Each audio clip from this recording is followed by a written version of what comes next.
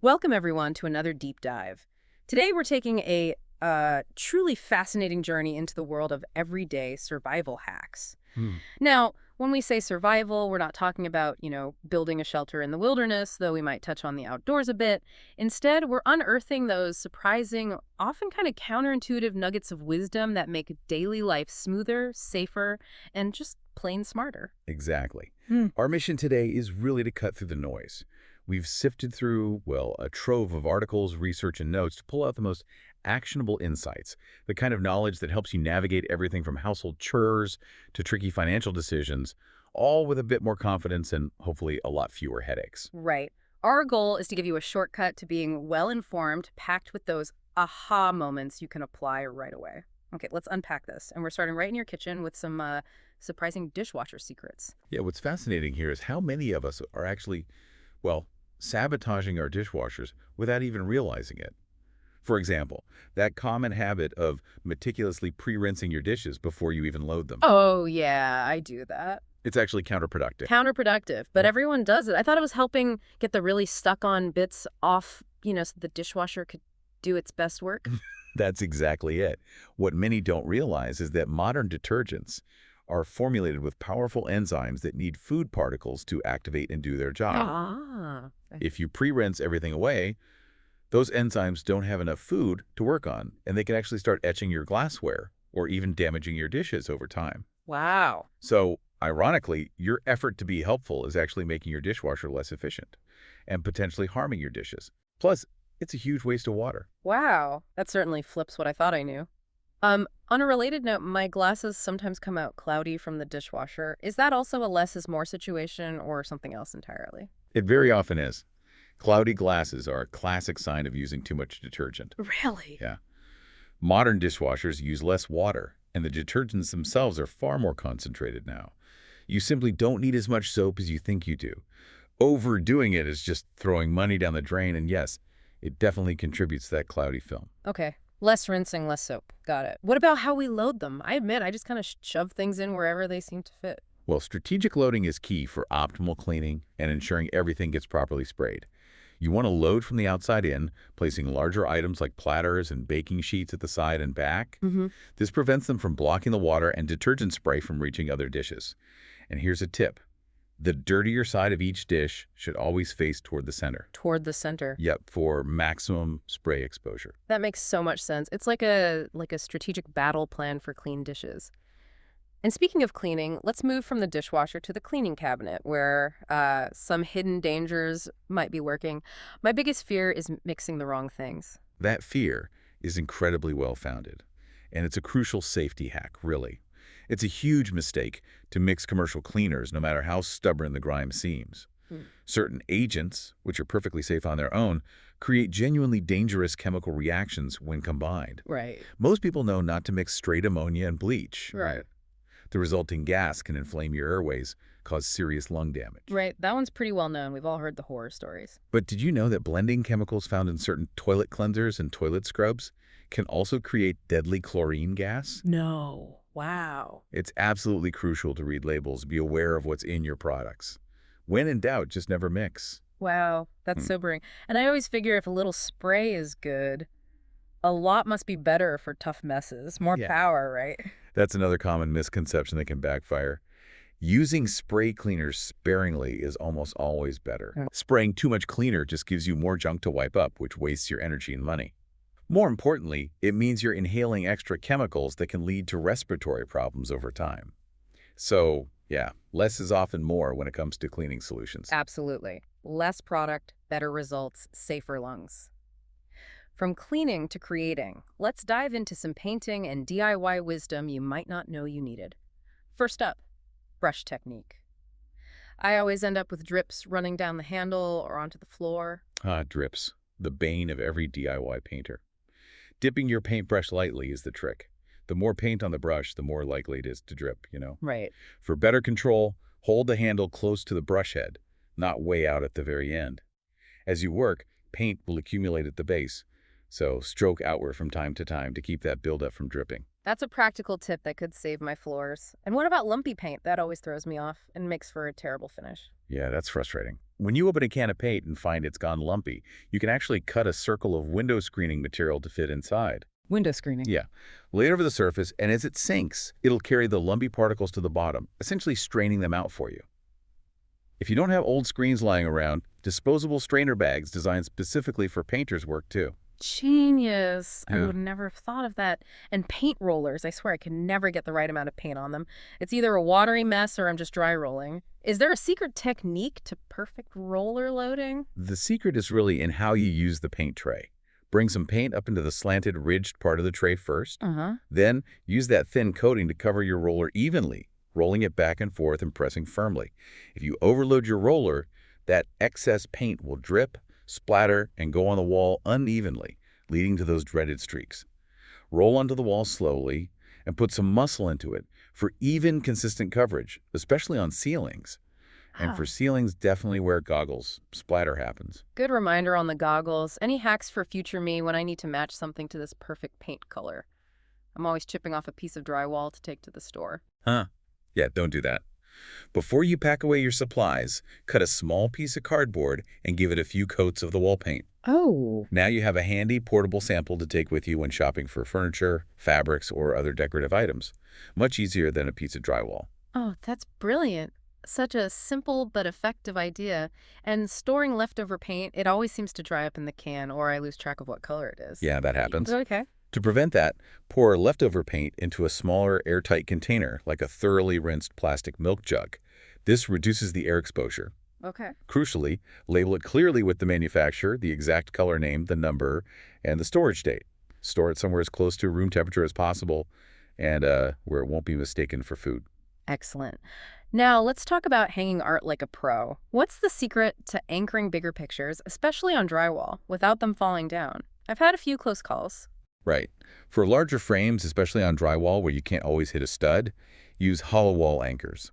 These are designed to distribute the frame's weight much more evenly and grip the drywall far more securely than just a nail. Gives you that peace of mind. That's a common frustration. And placement, I always struggle with finding the right spot on a wall. It's like a puzzle sometimes. It can be. Art generally looks best when centered at approximately eye level, which Yeah. is about, say, 57 to 60 inches from the floor, Mm. and positioned horizontally in keeping with the lines of furniture or windows. An easy way to visualize it is to trace the picture onto a piece of paper, cut it out, and then stick it on the wall with some painter's tape for a preview. You can move it around until it feels just right. Oh, nice. And a quick tip, don't hang tiny pictures on a huge wall. They'll just look lost and kind of lonely. That paper trick is fantastic. Such a smart, low-stakes way to plan. And how do you keep pictures from always looking crooked on the wall? My frames are constantly tilting. Right, that tilt. If the wire on the back of your painting is too smooth, it'll naturally slide around on the hook. To fix that, wrap a little masking tape around the part of the wire that goes over the hook. Just masking tape. Yep, the texture will give it grip and keep it from slipping. For added stability, you can also secure the bottom corners of the frame with a bit of poster tack, museum wax, or small rubber feet, all available at craft stores. These little touches prevent any wobble. So simple, yet so effective. It's all about the small details, isn't it? Moving on to common tool and household item misconceptions. What's the first thing I should check if my sink starts dripping? I usually just assume it's a big plumbing job and immediately think expensive repair. Before you start disassembling your sink or calling a plumber, first check for a blocked aerator. The aerator. Yeah, that's the small mesh fixture on the very end of your faucet that introduces air to the water stream. The screen inside can get clogged with mineral deposits or debris, causing slow flow and, surprisingly, dripping. It's usually an easy fix. Just unscrew it, clean the screen thoroughly, and put it back on. Often, that's all it takes. That sounds like a quick win and a huge money saver. What about drilling screws into wood? I often split the wood, especially near the ends of boards, which is incredibly frustrating. Yeah, that splitting is the worst. To prevent it, always drill a pilot hole first. Use a drill bit, an awl, or even an ice pick to make a hole slightly smaller than the diameter of the screw. Okay. It's especially important when placing a screw near the end of a board, where the wood grain is most vulnerable. Clamping the edges of the wood before screwing also helps, as it reduces outward pressure on the grain. Got it. Pilot holes and clamps. It's all about preparation, it seems. And screwdrivers, I've definitely used the handle to hammer a nail or two in a pinch. Is that a big no-no? It absolutely is. People often ruin screwdrivers and, more importantly, injure themselves by using them for tasks they aren't meant for. Hmm. Using the plastic handle to whack a nail is a common misuse, but that plastic isn't usually designed for impact and can shatter, sending sharp pieces flying and leading to injury. Always use the right tool for the job. Noted. And this next one sounds like a real emergency hack, or perhaps a cautionary tale. Superglue confusion. What's that about? Right, this is a strange one. When you're done with superglue, put it back in its proper place immediately. You really don't want to leave the tube somewhere. It could be confused for another product like lip balm. Lip balm. Seriously. Seriously, this might seem unlikely, but it happens so often that physicians actually created an official term for it. Inadvertent self-administration of superglue. It's quite the phenomenon. That's wild. Always read the label, I guess. It just goes to show you how quickly little mistakes can become big problems. Now, let's move outdoors and talk about mastering outdoor environments and personal safety. Starting with something you probably have around, batteries. What's the truth about them, especially how we buy and store them? Well, many people are unknowingly buying old batteries that have already lost a significant amount of their power. If you shop in stores with low turnover or at closeout sales, batteries may have been sitting on shelves slowly discharging for a while. Yeah. The hack here is simple. Buy only what you need plus one backup set and make sure you're buying from a high-volume store with fresh stock. Replace your spares when you use them. I always thought storing batteries in the fridge or freezer made them last longer. I've been doing that for years. Is that a myth? It's a pervasive myth, yeah. Yeah. Batteries don't last any longer in extreme cold or heat. In fact, prolonged exposure to either actually reduces battery life by accelerating internal chemical reactions. Yes. Yep. Also a common mistake. Don't store them touching other batteries or metal objects, as this can create a circuit and drain them. Yeah. And never carry them loose in your bag or purse. So, temperature extremes and contact are bad. What about leaving them in devices? Batteries drain more quickly when they're left inside an electronic device, even if the device is turned off. There's still a parasitic draw. Okay. If you have a camera or gadget you only use occasionally, take the batteries out until you need them. And if a device runs on both batteries and wall power, store the batteries separately when you're using electricity. And the boom risk. That sounds serious, but I've never really considered it with batteries. It is. This is a crucial safety hack. Never mix new and used batteries or different types, like non-chargeable with rechargeable in the same device. Why not? When batteries have different levels of charge or chemical compositions, the stronger cell will rapidly discharge into the weaker one, which can cause it to overheat and, on rare occasions, rupture or even explode. It's a real danger. That's a crucial safety tip. So clearly, understanding our everyday items like batteries is key for personal safety. But let's broaden that scope to protecting our most important space, our home. Beyond simply locking the door, what are some of the truly clever, even counterintuitive ways to enhance home security? Right. Burglars are often deterred by the appearance of occupancy. Light timers can effectively create the impression that people are home, especially if you have 2 or more lights on timers set to go on and off at different times. You can also buy devices that simulate the flickering glow of a TV. And for a more active, yet subtle, deterrent, motion-sensitive alarms that play the sound of a barking dog when anyone approaches the house can work wonders. A barking dog alarm. Yeah, especially if you scatter a few inexpensive dog toys on the lawn for a quieter, more subtle ploy that supports the dog owner illusion. Clever. I've heard about some burglaries happening with no forced entry, which always surprises me. Is that truly common? It's surprisingly common and a really important piece of information. A significant number of burglaries occur because thieves simply walk through unlocked doors or windows. Wow. So the most basic hack is often overlooked. Yeah. Always lock up when you're not home, even if you're just running a quick errand. And the ladder myth. I always assumed if my second-story windows were closed and locked, I was perfectly safe from any opportunistic thief, but I've heard some surprising stories about ladders. Is that truly a common vulnerability or just an urban legend? It's absolutely a vulnerability.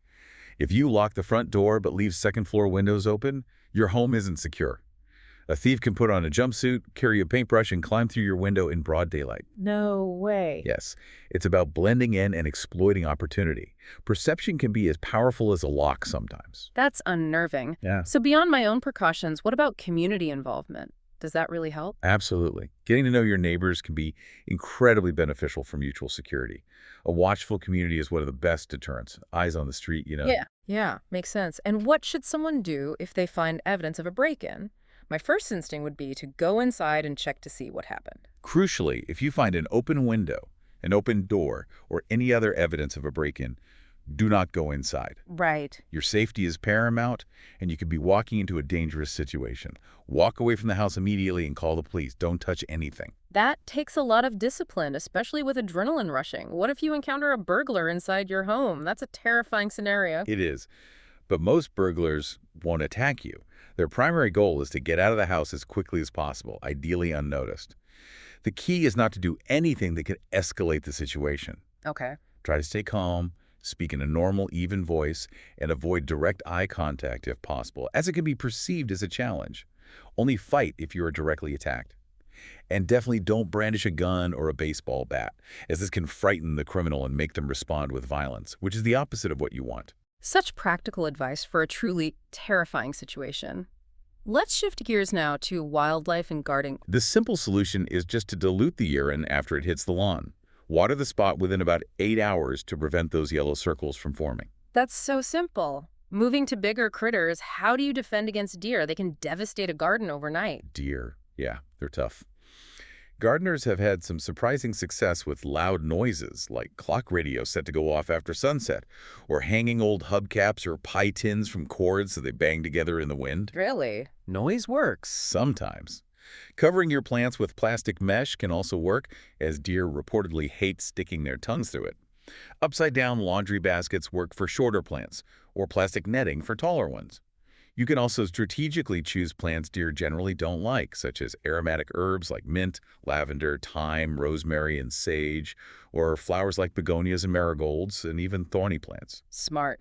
How about squirrel-proofing bird feeders? Those little acrobats are relentless, and they always seem to find a way in. Oh, squirrels. Yeah, they're persistent. For bird feeders, placement is key. At least 6 feet off the ground and 10 feet away from any trees or structures they can jump from. 10 feet? Wow. Yep. The most effective physical deterrent is a baffle shuttle feed, a wide plastic disc that fits around the pole below the feeder, or a dome-shaped baffle installed above the feeder. You can even DIY them from repurposed flower pots or soda bottles. PVC piping is also too slippery for squirrels to get traction, so a PVC-mounted feeder is harder to climb. If you're using a wire to hang a feeder, string plastic soda bottles along it to make traversal harder. And raccoons. They're even bigger and smarter, so I imagine they're tougher to deter. Raccoons are incredibly clever and opportunistic foragers, about 10 times the size of a typical squirrel. They're also excellent climbers. So you'll use similar baffle techniques as for squirrels, but ensure your baffles are wide enough and securely mounted to truly foil these larger, more intelligent animals. Fascinating. And fruit flies, they're everywhere in the summer, especially around my fruit bowl. Any simple hacks for them? Fruit flies. Ugh. Here's a neat trick. Place a banana peel inside a clear plastic container with 3 or 4 toothpick holes poked into the lid, just large enough for a fly to crawl through. Put it near your fruit bowl. The flies will be attracted, get in, but typically won't be able to get out. Within 24 hours, you can take the trap outside and release them far away. And here's a related tip that might surprise you. Banana peels are common bearers of fruit fly larvae. Oh, gross. Yeah. Instead of composting them, which can attract more fruit flies to your compost bin, bury them directly in the soil around plants you want to fertilize. They're an excellent natural source of potassium for flowering plants like roses. Just don't bury more than 3 skins per rose bush per week to avoid overwhelming the plant. That's a game changer. I'm definitely going to try that. Now let's transition to navigating the wild and even the not-so-wild outdoors. What's your go-to blister prevention hack, especially for long walks or hikes? Duct tape. Many hikers swear by duct tape for preventing blisters. Duct tape, really? Yep. If you know you have a spot that's prone to blistering, wrap that part of your foot in the all-purpose tape before you start walking. It creates a surprisingly effective, slippery barrier between your boot and skin. And a surprising side note, duct tape kept over a wart can actually remove it by preventing the wart from breathing. Apparently, the only thing duct tape isn't good for is sealing ducts. That's classic and so practical. And a biting fly, they're so annoying and seem impossible to hit. How do you actually catch one? The secret is anticipation. Don't try to strike a biting fly where it is right at that moment. Yeah. Instead, anticipate where it might jump next and aim your hand or swatting device a little bit forward of it. Ah, lead the target. Exactly. A particularly good time to pounce is when the fly has landed on a hard surface and is sitting there rubbing its legs together. They're less reactive then. Good to know for my next outdoor adventure. What about snake encounters? They absolutely terrify me. Understandable. The main rule is to give them a wide berth. Even non-venomous snakes will strike if they feel threatened or cornered. Most snakes can only strike up to about half their own length, so moving away quickly is usually effective. Okay. If you must remove one from your yard, say if it's too close to your home, spray it gently with a garden hose from a distance to encourage it to move along. And never ever pick up a dead snake. It might not be quite dead yet, or it could be playing dead. And if you do get bitten, even by what you think is a non-venomous snake, Go see a doctor right away, even if you're absolutely certain it's not venomous. Many snakes carry various germs that can lead to serious illness or infection if the wounds are left untreated. It's always better to be safe. sound advice. Let's talk camping comforts and fire safety. What's the first thing you should do when you get a brand new tent before you ever take it into the wilderness? Set up a new tent at home before you take it camping. Do it in your backyard or living room, preferably during the day when you're not wet, hungry, or tired. Practice run. Exactly. This allows you to really understand all the pieces, how they fit together, and ensures you don't end up stuffing something back in the bag, only to realize later how important it was. It makes the real camp setup so much smoother. Smart. And pitching the tent itself once you're at the campsite, any tips? Pitch your tent on level ground to avoid getting soaked if it rains. Even small depressions will fill with water. If the ground is already wet, lay down a tarp first. Thoroughly clear the ground beneath your tent of any sharp rocks, branches, anthills, poison ivy, and animal burrows. For extra comfort and warmth, a little-known hack is to pile dead grass or pine boughs underneath your tent for a softer, insulated bed. And orientation matters, right? I always just thought about flat ground. It does. If possible, pitch your tent facing east or southeast. That way you'll get to enjoy the warmth of the sun's morning rays, helping to dry dew or condensation, and still have shade in the afternoon, keeping it cooler during the hottest part of the day. And staking it down, even if it's not windy. I've definitely skipped that when the weather seemed calm. Always stake down your tent, even on a calm day. An unexpected gust of wind can quickly turn your tent into a giant wind sail and carry it away. Good point. If the soil is too sandy for standard stakes, a clever trick is to bury a log and use it as a stake base, giving you something more substantial to secure your lines to. Now, fire safety. How far should a campfire be from your tent? I've seen some camps where tents are pretty close. Your campfire should be upwind of your tent and at least 10 to 15 feet away. Even fireproof tents can ignite if a big enough spark lands on them, so maintaining distance is key. You also need to clear a 10-foot safety zone around your fire, away from houses, trees, dangling branches, or other tents. Create a perimeter of rocks about 3 or 4 feet around the center to keep the fire contained. And never build a campfire if conditions are especially dry. Sparks travel, and dry grass burns incredibly fast. What's good kindling to get a fire roaring? To get the fire going, kindling has to burn long and hot enough to ignite larger pieces of wood. Good lightweight materials include old papers, strips of birch or cedar bark, very dry grass and leaves, dry moss, dead evergreen needles, and the soft, fluffy down from milkweed, pussy willows, or cattails. And how do you build a proper campfire for consistent heat and longevity? Build your fire in a pyramid or teepee shape, with your smallest sticks and branches arranged around the kindling. Start with resinous softwoods like pine for quick lighting and initial flame. Then once the fire is established, switch to hardwoods like oak or maple for the long haul. Softwoods, then hardwoods. Right. Softwoods are smoky and throw sparks but light quickly, while hardwoods take longer to ignite but provide steady, long-lasting heat and burn down into satisfying embers. I'm putting it out. I always worry I haven't truly extinguished it, and I've heard stories of rekindled fires. You're right to be cautious. Be absolutely sure your fire is completely out when you leave.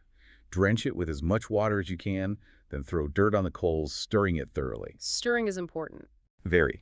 Make sure the dirt doesn't contain any small twigs or leaves, which can ignite hours later. Before you leave, hold your hand directly over the pit. If you can't feel any heat, then and only then are you free to go. The hand test. The hand test. Got it. Excellent. Let's talk fishing and boating safety. What's the deal with life vests? I see so many people on the water without them. It's a cultural thing, unfortunately. Many people, especially professional fishermen, sometimes feel it's sissy to wear a life vest. Hmm. But life jackets, while not always fashionable, are specifically designed to keep you afloat and can absolutely save your life. They're not a suggestion, they're essential safety equipment. Wear them. What about footwear for fishing or boating? Wear boots with non-skid soles for traction on wet surfaces. And here's a lesser-known tip. Make sure they're at least one size larger than your normal street shoes. One size larger, why?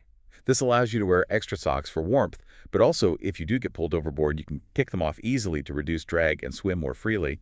Ah, okay. And the fish itself, they're just flopping around once you catch them, but I've heard they can be dangerous. Don't underestimate the fight in a fish, especially larger ones. The force of a thrashing fish in a life-and-death struggle can be surprisingly strong and unpredictable, especially if a fisherman or their friend gets caught in the line or gets too close to a hooked, struggling fish. How do most fishing injuries happen then? Is it the fish? Mostly, no. Most fishing injuries are caused by humans, not fish. The sharp, barbed hooks are incredibly effective at latching onto things, including human skin. Yeah. Pay careful attention when casting to avoid catching yourself or your fishing buddy on the backswing. Always be aware of your surroundings. And eye protection. Sunglasses are a good choice for multiple reasons. They protect your eyes from harmful UV rays, and they significantly reduce the risk of getting a hook in the eye during a cast or a fish fight. If a hook does get into someone's eye, the immediate priority is to have the victim look straight ahead with both eyes closed. Immobilize the lure with cloth strips or tape, or by placing a cup over it, and get to the hospital as quickly as you can.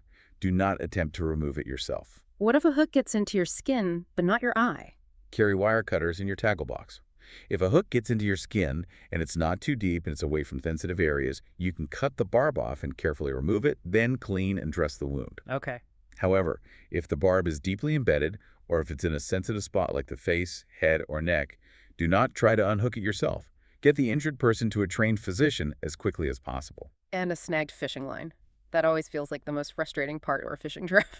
Any hacks? Yeah, snags are annoying. If your line gets snagged beneath the surface of moving water, a clever trick is to let the line spool out downstream. This might change the angle of resistance, sometimes freeing the snag. If you need to break the line, reduce the tension, point the rod directly at the snag, turn your back to the snag, and walk away until the line snaps. This helps you avoid injury from a snapping line and prevents your rod from breaking. Got it. Now for something truly terrifying, a bear encounter. My first instinct would be to run as fast as I can. Bad idea. Very bad idea. Never ever run from a bear. They can run much faster than you, and running can trigger their chase instinct. Okay, don't run, then what? If you encounter a bear, don't panic or behave aggressively, as this may further upset her. Instead, try to stay calm, back away slowly, and speak in a normal, soothing voice. Make yourself appear large but non-threatening. Avoid direct eye contact. That takes incredible composure in a high-stress situation. Now let's shift to some cold weather hacks to live by. What's the simplest, most immediate way to stay warm if you're caught outside and starting to feel chilly? Fidget more. Seriously. Shivering is your body's natural, involuntary way of urging you to warm up by generating heat through muscle movement. Right. Movement burns calories and creates heat, so even small conscious actions like stamping your feet, wiggling your fingers and toes, or constantly shifting your weight can help if you're caught in the cold. It's your body's built-in heater. And layering for warmth, we hear about it all the time, but how does it actually work? Is it just more clothes? It's more than just more clothes. Layering isn't just about a flexible wardrobe. It actually keeps you significantly warmer than a single thick sweater. The magic happens because your body heat gets trapped in the tiny air pockets between layers of clothing, creating a natural insulation. Ah, the air pockets. Exactly. For the best impact, choose a waterproof outer layer to protect from the elements, an insulated middle layer for warmth, and a moisture-wicking inner layer against your skin to evaporate sweat and keep you dry, which is crucial for staying warm. That's practical. What about walking on ice? I'm always terrified of falling. Any tricks? When walking on ice, the key is to relax. Bend your knees a bit and lean slightly forward, centering your weight. That way, if you do miscalculate and slip, you'll fall forward, which is far less dangerous than falling backward and potentially hitting your head. Okay, lean forward. Yeah. A slow, shuffling gait beats a normal step on ice. Or, if all else fails and you're really unsure, sit down and slide along on your butt. Better to be safe than sorry. And stopping on skates. I'm not exactly a figure skater. How do I brake? Yeah, stopping is important. Before you get skating too fast, remember you'll need to stop. To do so, bend your knees slightly and push your feet outward, leading with the heels and letting your toes move apart. This creates friction and allows for a controlled stop, like a snowplow stop in skiing. If the unthinkable happens and you fall through ice, what do you do? That's a truly terrifying thought. It is. The shock of the cold will cause you to gasp for air and hyperventilate, but staying calm is absolutely key to controlling your breathing and avoiding inhaling freezing water. How long do you have? You typically have about 10 minutes of conscious, coordinated muscle function to swim to safety before your muscle and nerve fibers become too cold to function.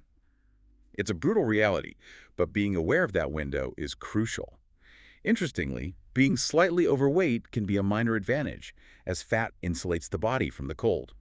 If you can't get out and are losing consciousness, a desperate last resort is to try to freeze your arms to the ice to keep yourself from sinking completely. That's incredibly specific and honestly chilling advice. What about de-icing your car windows? I dread mornings after a snowstorm, any preemptive strikes. Here's a proactive hack. Before a snowstorm, wipe your windows with a sponge dipped in salt water, Yeah. then let them dry. The salt residue will discourage ice formation, making your morning much easier. Salt water. Okay. When it's already icy, don't scrape a cold, frosted car. Start it up, let the defroster run to warm the glass from the inside, and while it warms, whip up some homemade de-icer. You can try a mixture of 1 cup water, 1 cup rubbing alcohol, and 1 cup vinegar, or use a simpler 50-50 mix of water and ethyl, rubbing alcohol in a spray bottle. Great tips. And what about the delayed effects of cold? I didn't realize there was such a thing, beyond immediate frostbite or hypothermia. This is a vital warning many aren't aware of. Many winter deaths aren't caused by immediate hypothermia. Extreme cold strains the body, weakens the immune system, and causes changes in the blood that increase the chances of blood clots forming. Blood clots? Yes. This can tragically lead to heart attacks and strokes a day or two after exposure, so don't assume you weren't harmed just because the immediate effects weren't severe. Take prolonged cold exposure seriously. That's a vital warning, and a common myth I've heard about treating frostbite. Rubbing the areas with snow. Bad idea, right? Definitely a bad idea. Never, ever rub a frostbitten area with snow. The last thing you want to do with frozen skin is chill it further with abrasive ice crystals. So what do you do? Bring the area back to normal temperature very slowly by immersing it in warm, never hot water. This is crucial because frostbitten skin cannot feel pain. And if the water is too hot, you might burn yourself without knowing it, causing further damage. Slow and steady warming. That's important to remember. Now, let's transition to mastering your finances and healthcare, starting with gambling with common sense. How should you approach it, especially if you enjoy it for fun? The absolute key is mindset. Treat gambling as entertainment, like buying a ticket to a ball game or an amusement park trip, not a retirement plan or a way to get out of a financial bind. Right. Entertainment budget. Exactly. Set a strict budget for yourself before you even walk in, and only take as much cash with you as you're willing to lose, leaving your credit and debit cards at home to prevent overspending. That makes sense. What's the actual hourly cost of something like slot machines, for example? Does it add up quickly? It can be surprisingly high. On average, it costs about $9 an hour to play a nickel machine with a 3-coin maximum.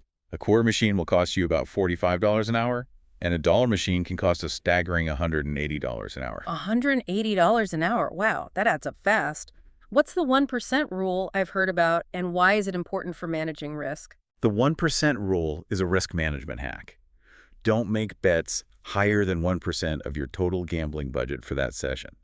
If you find yourself ahead, you can consider raising your bets a bit, but the cardinal rule is never chase after money you've lost. Don't chase losses. Never. Take a deep breath and walk away, especially if you find you're ahead. If you win $100 and then lose $20, quit while you're still $80 ahead. That's a win. Know when to walk away. Any way to spot loaded dice? That sounds like something straight out of a movie. Is it actually possible? You can spot a loaded die in a couple of ways, apparently. One method is to drop it into a tall glass of water several times. If the die consistently turns while sinking, allowing the same 2 or 3 numbers to always show up face up, they're likely loaded. Huh. If you're in a casino, you can try holding the die lightly between your thumb and forefinger by diagonally opposite corners. A loaded die will often pivot when the weighted side is on top. Fascinating. And lottery tickets. So many people buy multiple tickets thinking it improves their odds. When it comes to lottery tickets, a simple hack. Never buy more than one at a time. The odds are already astronomical, and buying more doesn't significantly improve your chances in any meaningful way. Save your money. Simple. Moving on to smart shopping and saving strategies. What's one thing you should always do at checkout no matter where you're shopping? A quick win, maybe. Always ask for discounts. It might sound obvious, but many people don't. You may be able to get one you weren't aware of just by asking. It doesn't always work, of course, but it's a quick question that costs you nothing and could save you money. Worth a shot. And cooking at home. Is it really cheaper than takeout or prepared foods these days? Absolutely, and significantly so, usually. Swapping convenience foods and restaurant meals for low-cost raw ingredients will save you a substantial amount of money. Also, be open to variety. If you plan for pork, but beef is on a great sale, take the bargain and adjust your meal plan. Flexibility saves money. How do you keep track of prices at different stores to ensure you're getting the best deal? It seems overwhelming. You can keep a simple price book, maybe organized by aisle or alphabetically, to track prices at different stores for your most common purchases. You'll quickly become familiar enough to know if a product has been marked up or down. Like a little notebook. Yeah, or on your phone. Also, you'll find that no single store has the best prices on everything. There are even smartphone apps these days that help you find the best deals on individual products across various retailers. So, plan meals before shopping and be flexible. What about coupons? I often find myself buying things I don't need just because I have a coupon. Is that defeating the purpose? That's the trap.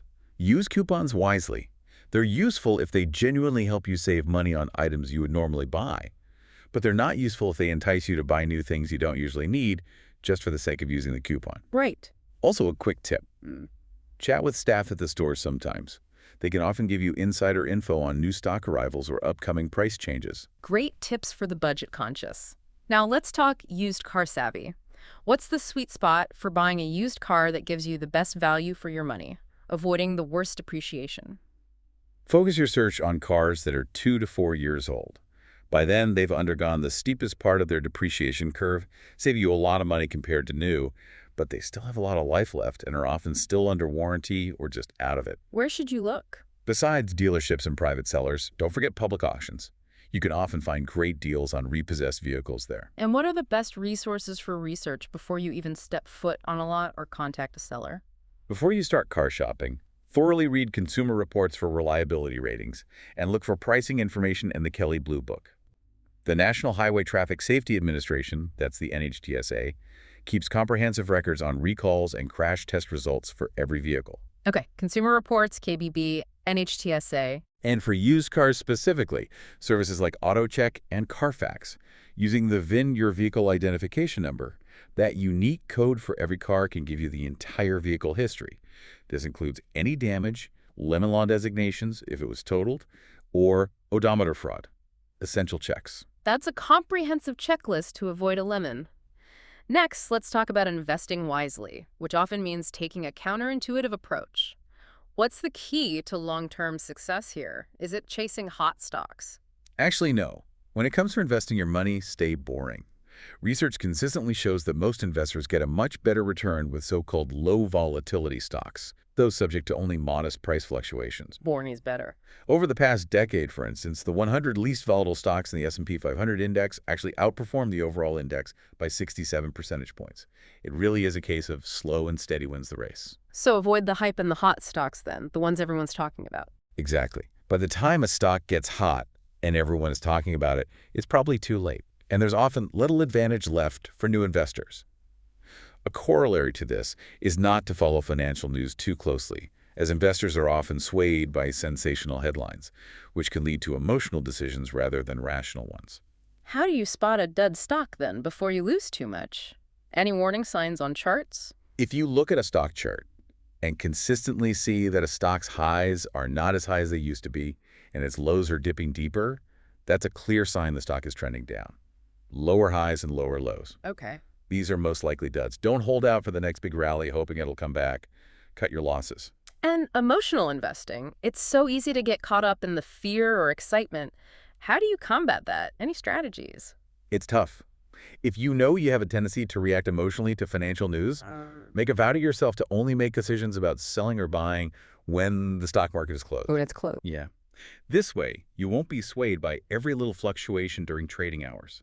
Studies show people are more influenced by the fear of loss than by dreams of gain, which often leads to holding on to shares too long, hoping they'll recover. It's helpful to look over your past trades and see if there are patterns related to personal events or times of year that trigger those emotional decisions. Self-awareness is key. So, setting clear boundaries for yourself, what are protective stop orders and how do they help with this emotional aspect? Do they automate decisions? Exactly. These are automated instructions you give to your broker to automatically sell your stock when it drops below a certain preset point. As the stock rises, you can cancel an old stop order and enter a new one at a higher price, effectively protecting your gains without you having to constantly monitor it. They take the emotion out of the decision, ensuring you don't hold on too long hoping for a rebound that might not come.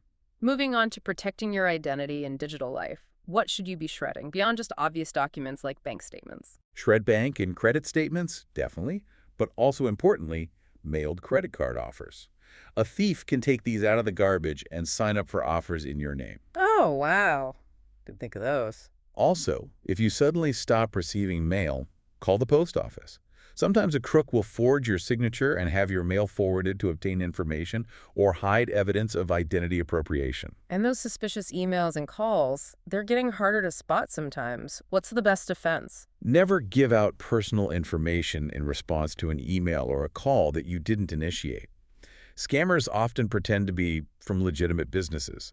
Check the sender's email address carefully for fraud, like maybe it ends in .tc instead of .com. Good tip.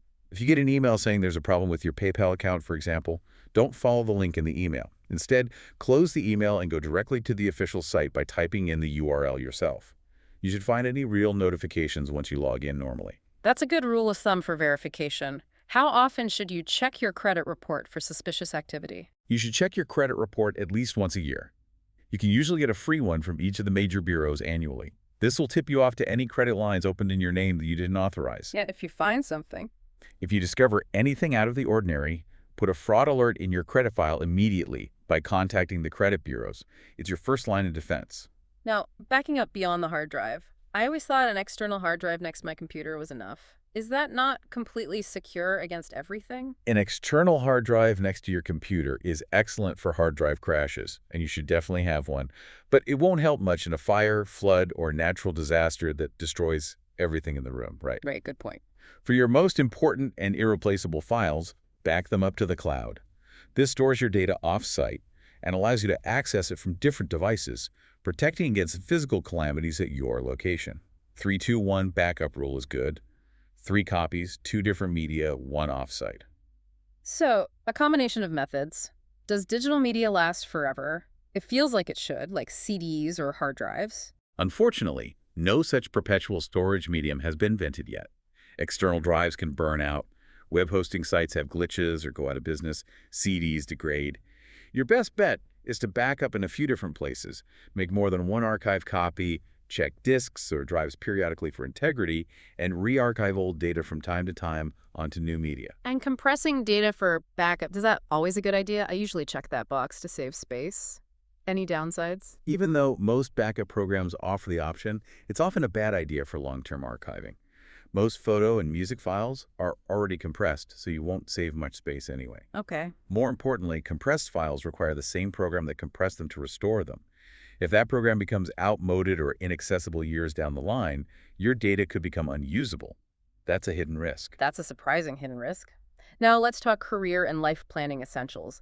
Is a career just about money, or is there more to consider, especially when thinking about retirement? A career is about so much more than just money. If you truly love your job and aren't sure you're ready to stop working, then don't feel pressured to retire just because you reach a certain age. Even if you are ready to stop punching in each day, take time to think about the non-financial benefits work gives you, like purpose, social connection, structure, then plan to address what you'll be giving up. You might discover there's only so much leisure you can handle. Such a good point. Purpose is vital, and something everyone should have, a will. What's the biggest mistake people make here? Is it just not having one? That's exactly it. The biggest mistake people make regarding a will is simply not having one at all. Don't wait for the right time or assume you're too young or don't have enough assets.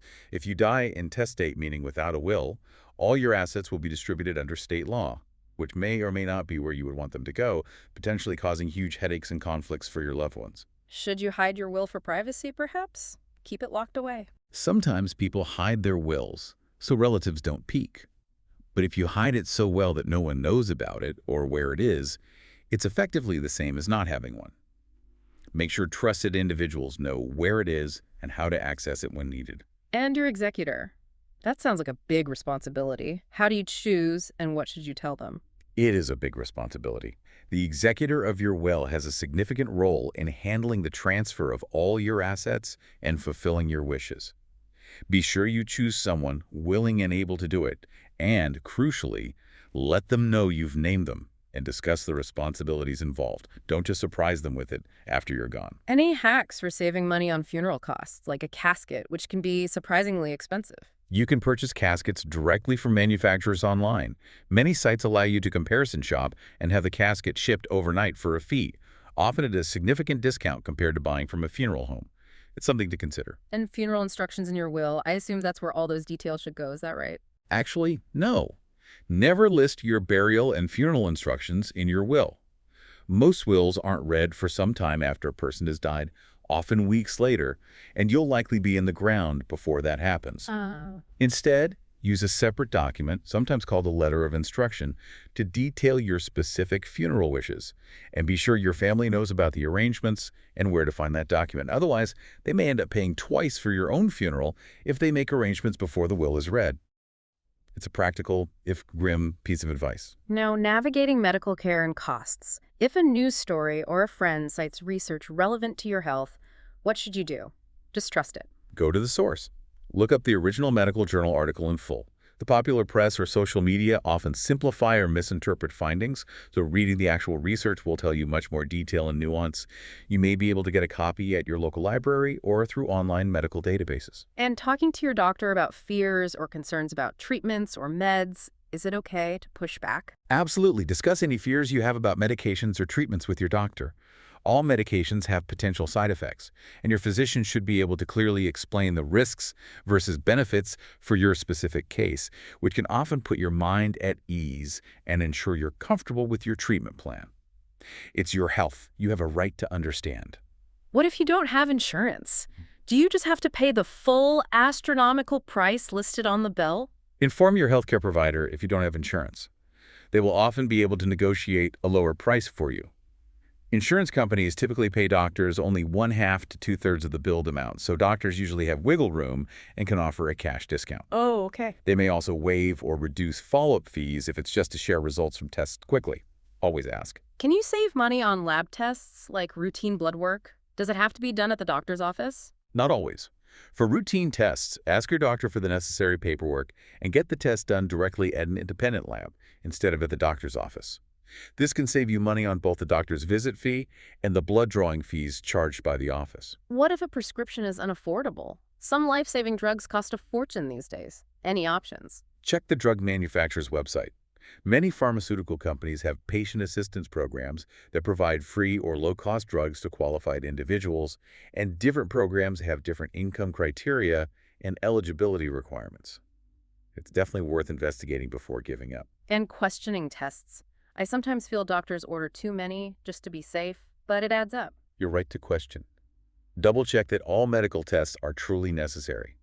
Doctors may advocate for many tests just to cover all bases, but if you're looking to save money or simply want to avoid too many invasive procedures, don't be afraid to ask your doctor which ones are vital versus optional, or seek a second opinion. Be an active participant in your care. What about hospital bills? They seem so impenetrable and full of hidden charges. How can you check them effectively? When you're admitted to the hospital, tell a staff member that you want an itemized bill brought to you each day. Hospitals are legally required to provide this if you ask. Scrutinize it carefully. Look for double billings. For example, if you're billed for basic supplies like scrubs and gloves, ask if this is also covered under the general operating room time fee. And the last day of a hospital stay, are you always charged for it, even if you leave early? You shouldn't be charged for the last day of a hospital stay. Patients are typically charged the full day's rate for check-in, even if they arrive late. So the trade-off is usually no charge for the last day. If the hospital tells you you won't be charged if you're up by noon, ask your doctor for an early checkup so you can leave on time. If you can't get an early discharge, clarify with staff that the late checkout was doctor-induced and therefore the charge should be waived.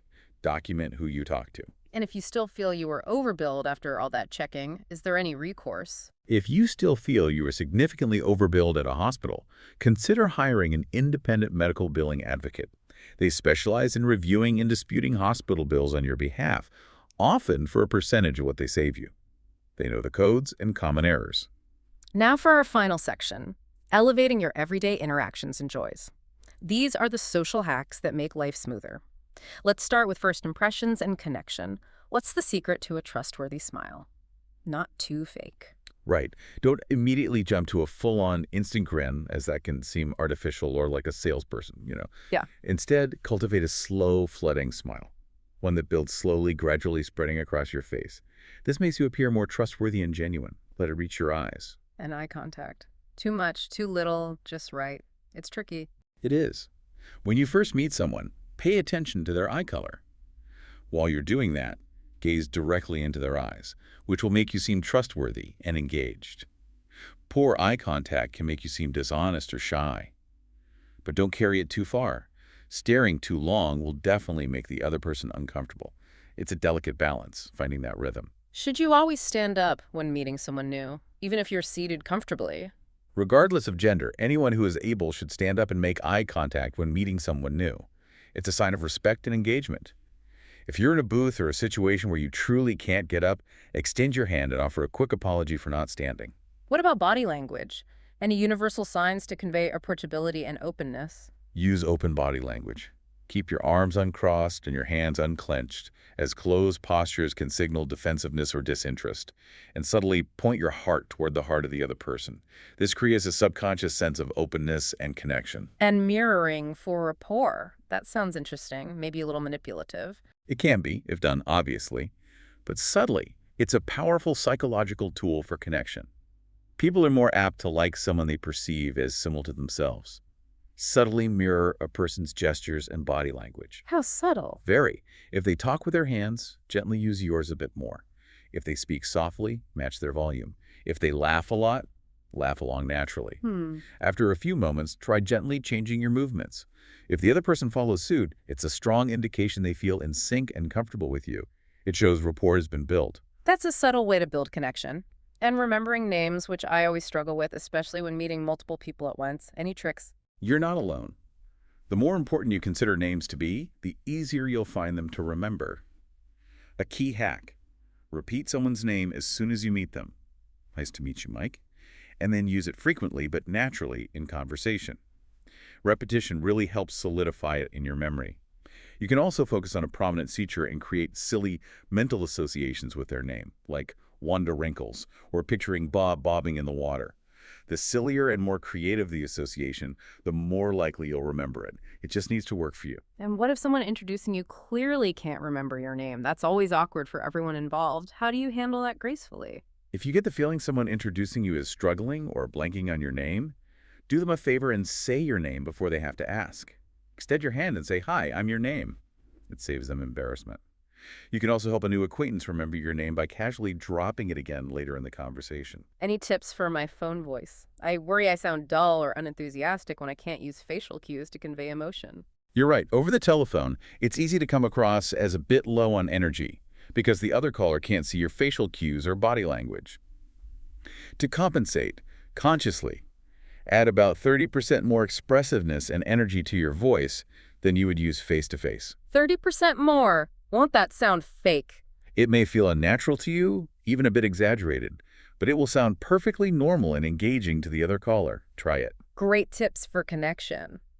Now let's talk about navigating public spaces with grace and avoiding awkward encounters. How do you subtly control the length of a phone call, especially with someone who tends to talk a lot? Yes.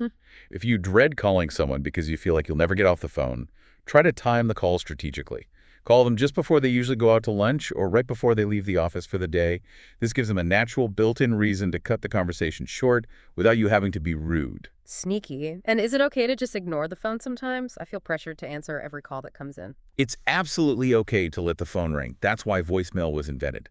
If you're in the middle of an important project or deeply focused, let it ring and call back when you can genuinely focus and give the caller your attention. It's also perfectly legitimate to pick up and politely tell the caller it's a bad time and you'll call them back shortly. Manage your time. What's the 8-foot rule for passing people, both acquaintances and strangers, in a way that avoids awkwardness or collision? Sounds specific. This is a subtle social navigation hack.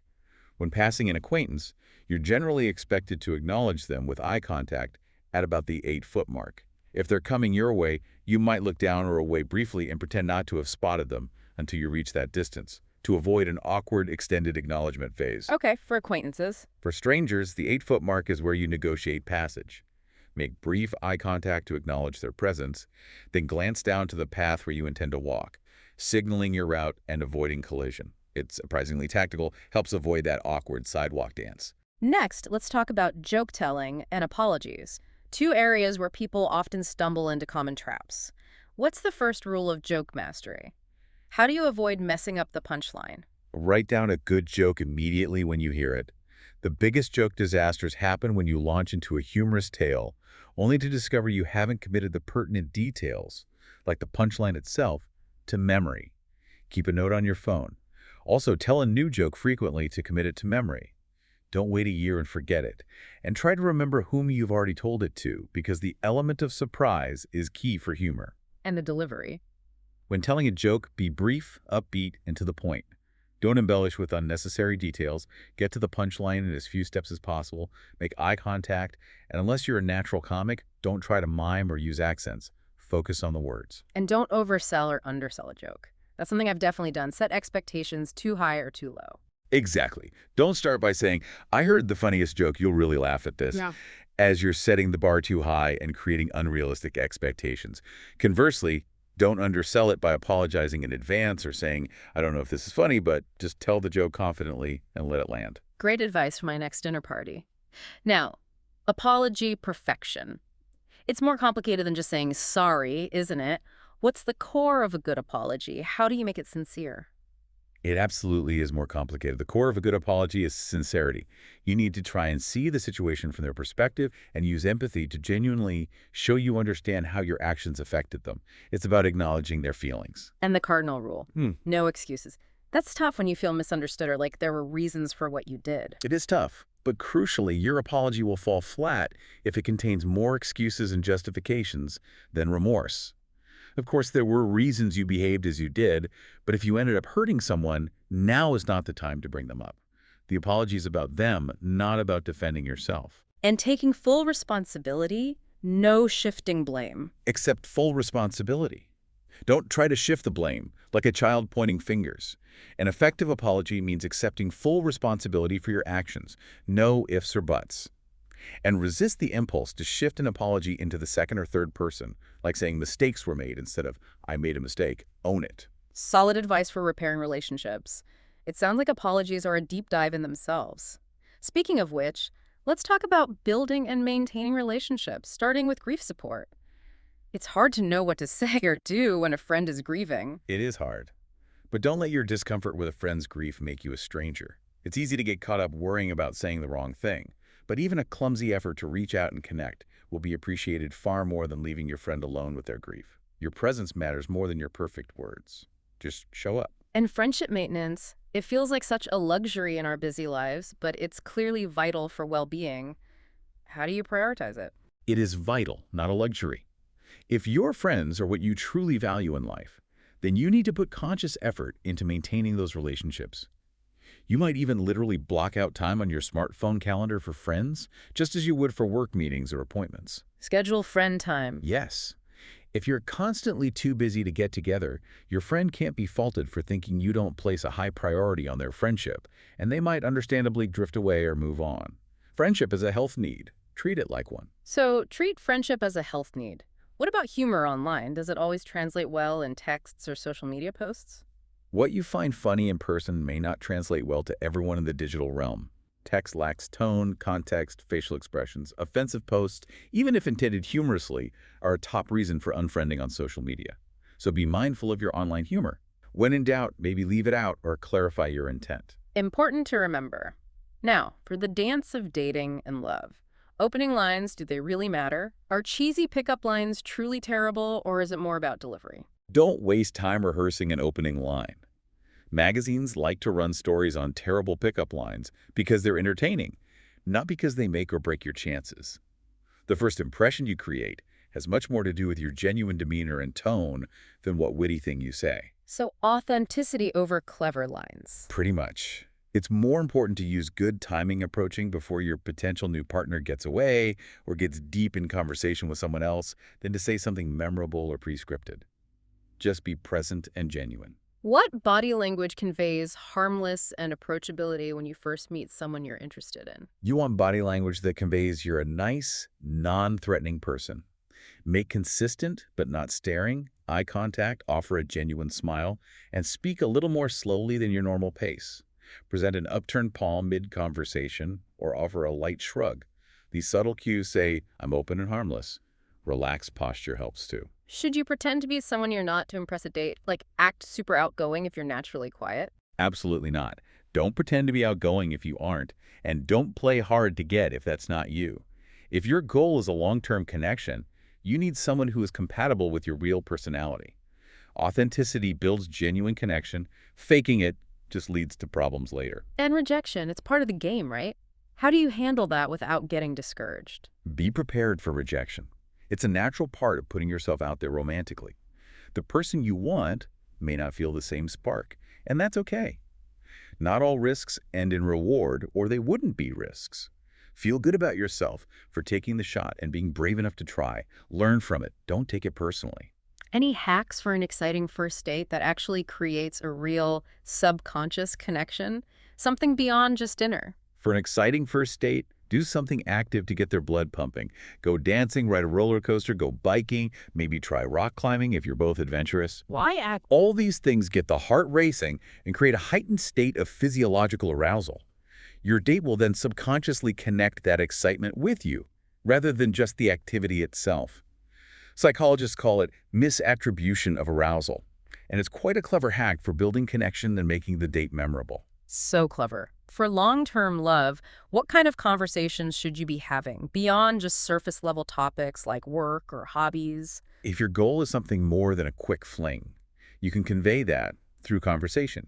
You definitely don't need to talk about marriage or babies on a first date. In fact, that's almost guaranteed to cause panic. Right, no baby talk. Exactly. Thoughts of long-term love relate to an abstract future, so ask about abstractions and the future. Their dreams, goals, or philosophy of life. Ask why instead of just what. Get deeper than the surface details. And for building intimacy and keeping a relationship strong over time, how important is kissing beyond the initial stages? To keep a relationship strong and vibrant, keep kissing.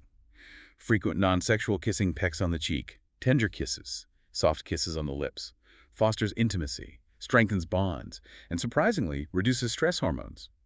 It's a powerful connection tool that often gets overlooked in long-term relationships. What about for lust? If you're aiming for more immediate physical connection, how do you prime for those here and now thoughts on a date?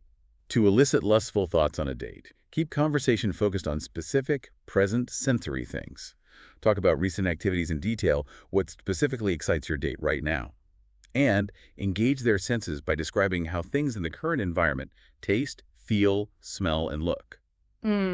This primes their mind for here and now thoughts and physical sensations. And empathy and attraction, it's not just about what you like, is it? You have to consider your partner's preferences? Exactly. Don't project your own tastes and desires onto your partner.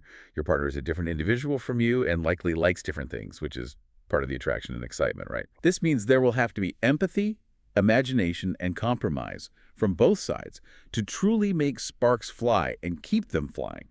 Pay attention to what they respond to. Any specific kissing preferences that differ between men and women that would be helpful to know, generally speaking? This is a nuanced area, of course, but generally speaking, some studies suggest women often dislike overly enthusiastic or forceful tongues, while men tend to want wider open mouths during passionate kissing. And here's a significant difference often cited. A woman's area of kissing pleasure is typically more diffuse than a man's. Many women love to be kissed on the neck and ears, not just the lips. So a combination of soft lip and tongue kisses and kisses on the neck will often produce the most satisfying results for a woman. Men often find this hard to believe because those same kisses usually do nothing for them. It's about paying attention to your specific partner. That's a great insight into different preferences and a practical tip for connection. Now, family dynamics and parenting hacks. Starting with the complex topic of decoding divorce. Any tips for making it less adversarial? The more you can agree on arrangements with your spouse before involving lawyers, the less complicated and expensive the divorce will be later. Try to communicate directly if possible. Don't get hung up on who's getting the better deal. Focus on having enough to start over and build a new life for yourself and ensure the kids are okay. What if you hit an impasse in negotiations? It can feel impossible to move forward when emotions are high. If you're stuck over a disputed asset, step back and try a new creative approach. For example, consider putting a valuable piece of art or jewelry into a trust for your children, so both parties give up their individual claim but ensure the asset remains in the family for the next generation. Think outside the box. And lawyer choice. Is an aggressive lawyer always the best choice, or can that backfire? Choose your divorce lawyer carefully. Make it clear they work for you and your goals, which might include an amicable split, not just to win at all costs. Some lawyers are more adversarial by nature, which, while it might feel empowering initially, can quickly invite a war that escalates costs and animosity significantly. You can also consider mediation or other alternative dispute resolution options to avoid courtroom battles if possible. What about financial oversight during a divorce? Is it okay to avoid tough money talks to keep the peace? Definitely not. Don't avoid financial questions like taxes, Social Security benefits, and retirement funds in an attempt to keep things peaceful. Avoiding these crucial discussions now will only lead to greater conflicts and financial difficulties down the line. The longer you've been together and the older you are, the more complicated your financial division may be. So address it head-on with professional advice if needed. And for the children's well-being, that's always the biggest concern for parents going through divorce. How do kids usually cope? Don't over-worry about how difficult your divorce will be for the children, though obviously it's a major event. While it's certainly challenging, studies show that 75 to 85% of children are okay and adjust well in the long term, especially if parents prioritize their well-being, minimize conflict in front of them, and maintain a civil co-parenting relationship. Focus on stability for them. That's reassuring. Now, some quicker parenting pointers. Naming your kids. Any surprising advice there beyond personal taste? Well, one piece of advice often given is, don't name your kids after cars. Seriously. Trends come and go, and names like Lexus or Bentley might seem cool now, maybe not so much later. Fair enough. What about introductions in blended families? It can be tricky to navigate step-siblings, half-siblings, etc. In blended families, keep introductions simple and inclusive. If a child hears an introduction that separates biological children from stepchildren or adoptive children, this is my son and this is my stepson, their feelings might be hurt or they might feel alienated. Just say, these are my kids, and then give their names, creating a unified family identity from the start. And for new moms, how should friends and family approach visiting? There's so much conflicting advice. Visit right away. Give space. Give a brand new mom a bit of space, usually. Unless your immediate family who's there to help, delay your visit for a few days or even a week, especially if she had a difficult birth. When you do visit, keep it short and sweet. Under 20 minutes is often ideal. Gifts aren't required, but cooking freezer meals for her is always, always appreciated and incredibly helpful during that demanding, sleep-deprived time. Ask what she needs. How should you hold babies, especially when handing them back to their parents? Any safety tips? Always support babies' heads until they're about 6 months old, as they don't have sufficient neck control yet. When handing a baby back to their parents, always present their bottom first, head last, ensuring you maintain full support until you're absolutely sure someone else has a firm, secure grip on them, never a quick handoff. And avoiding sibling rivalry when bringing a gift for a new baby. How do you handle older kids? If you've brought a toy or gift for the new baby, bring something small, even just a little token like a coloring book or a small car, for any older siblings as well. This prevents them from feeling jealous or overlooked during a time of big change for them. Also, generally, avoid jostling a baby too much if they're awake. A gentle touch and smooth movements are best. Excellent. Now for some wardrobe and culinary cleverness. First, the dry clean only myth. Is it always true, or can I save some money and hand wash some things? Many garments labeled dry clean only, including silk, satin, nylon, wool, and rayon, can actually be gently hand-washed at home in cold water with a mild detergent. Dry cleaning doesn't always remove perspiration effectively, and the chemicals can damage delicate buttons or eventually deteriorate fabric over time. So when should you dry clean? Only dry clean a garment when it's truly soiled, stained with something oily, or requires professional pressing or shaping. Otherwise, gentle hand washing and air drying is often fine and better for the fabric. Hang your clothes up as soon as you take them off to keep them wrinkle-free and aired out between wears. And laundry lessons. Am I using too much detergent? My dispenser always looks so empty when I fill it to the line the bottle suggests. Most people guess how much laundry detergent they need, often filling the cap way past the recommended line, which wastes more than half the bottle over time. This excess detergent can also lead to odor-causing residue left in your clothes and machine. Ah, that residue smell. Exactly. And it makes high-efficiency machines use extra water and longer cycles to rinse out the excessive suds. Read the instructions carefully and measure. A little goes a long way, especially with concentrated detergents. How do you remove stains effectively without making them worse or spreading them? What's the right technique? A common mistake is working from the center of the stain outward, as this can push the stain further into the fabric and cause it to spread. Instead, always start dabbing or treating from the outer edges of the stain and work your way in. What if you don't have stain remover? If you don't have a spot remover handy, try a solution of 2 parts water to 1 part rubbing alcohol. Soaking stained clothes overnight in warm water with some detergent can also help loosen the stain before washing normally. Blot. Don't rub vigorously. What's the secret to sweater TLC, especially washing and drying them without them getting stretched, misshapen, or shrinking? Hand wash sweaters with minimal agitation, soaking gently in cold water with a mild wool soap, then rinsing without much movement. Never put a wet sweater in the dryer. The tumbling action, not just the heat, will harm the delicate fibers and cause shrinking or stretching. Don't twist or wing it either. So how do you dry it? Instead, lay it flat on a large, clean, dry towel. Cover it with another towel, then gently roll all 3 up like a sleeping bag to press out excess water. Unroll it, reshape the sweater gently, and dry it flat on a drying rack or a fresh towel, away from direct heat or sunlight. You can tumble it briefly on a no-heat air fluff setting when fully dry to soften it up if needed. And if a sweater does shrink, is there any hope of unshrinking it? I've given up on so many wool sweaters. You might be able to salvage a shrunk sweater. Immerse it in a basin of cool water mixed with a generous amount of hair conditioner for about half an hour. The conditioner can help to relax and untangle the tightened wool fibers. Hair conditioner, okay. Yeah. Yeah. Then, gently squeeze out the water. Don't rinse. Lay it flat on a towel and carefully stretch it back toward its original size and shape as it dries. It doesn't always work, but it's definitely worth a try before giving up completely. What about snag repair? I always just cut the loop, which usually makes it worse and creates a hole. What should I do instead? You're right. Cutting the loop is the absolute wrong thing to do. Don't wait to fix a snagged sweater, and crucially, do not cut the loop. If you do, you'll likely end up with a bigger hole eventually.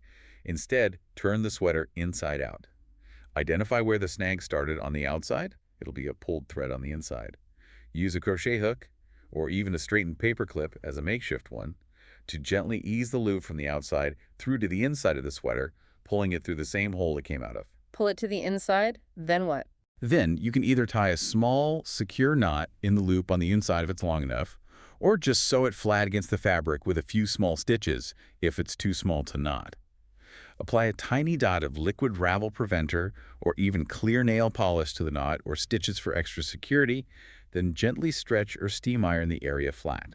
That's incredibly specific and helpful. I've ruined so many sweaters by cutting the snag. And pit stains, yellow underarm stains. Chlorine bleach always seems to make them worse, not better. Why? You're spot on. Chlorine bleach actually makes protein-based stains like sweat and body oils worse by reacting with the proteins, often turning them a darker yellow or gray. It sets the stain. So what should I use instead? Try an oxygen-based bleach like OxyClean, or a dedicated enzyme-based sweat stain remover. A great home remedy is to make a paste of 1 part baking soda to 1 part hydrogen peroxide to 1 part water. Rub the paste into the stains and let it set for at least 30 minutes, maybe even an hour, before washing as usual in cool or warm water. If yellowing persists after washing, line dry the shirt in the sun, as UV light helps to bleach stains naturally, and don't put it in the dryer, as heat can set the stain further. For persistent issues, use disposable underarm shields or just switch to wearing dark-colored shirts more often. Smart. And ironing ingenuity. What's the right temperature, and how do you clean a gunky iron that has melted stuff on it? Using too cool an iron isn't effective. It just won't smooth out wrinkles properly. Using too hot an iron can be damaging. It can make woolen fibers shiny, scorch them, and may even melt synthetic fibers like polyester or nylon right onto the iron sole plate.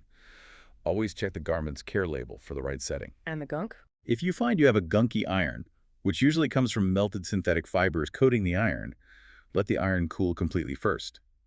Then you can try gently scraping it off with a plastic spatula, or make a paste of baking soda and water and gently scrub the cool sole plate.